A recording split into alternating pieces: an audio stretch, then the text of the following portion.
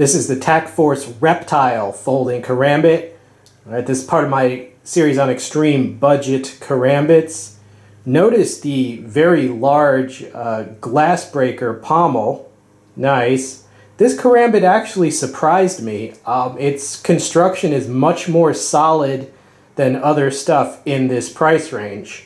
It is a large karambit.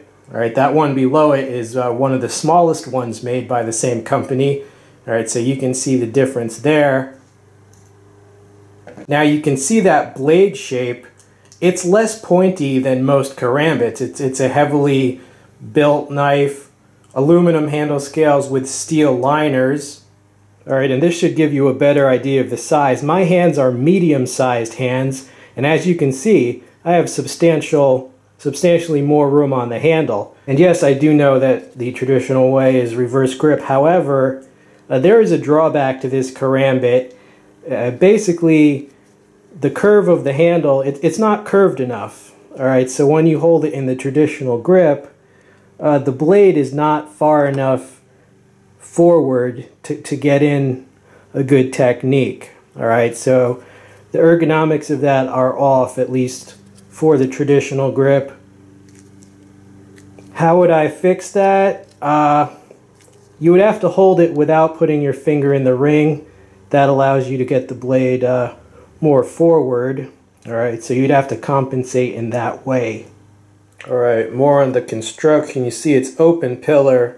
It has nice full steel liners. Very solid. This is metal right here. Yeah, this is extremely solidly constructed.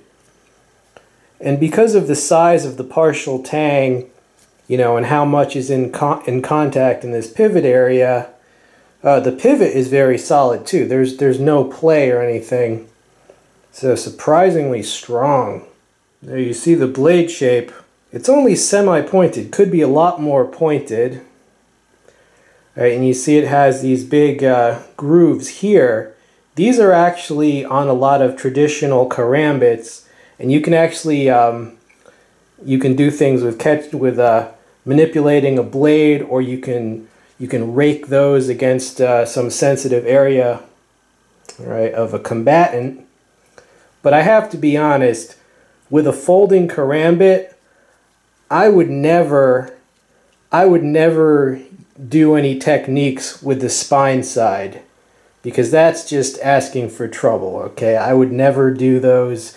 Just common sense. I don't care how strong the lock is. I mean, this lock is it's a very solid lockup, but still, me personally, I would never use spine side techniques with a folding karambit.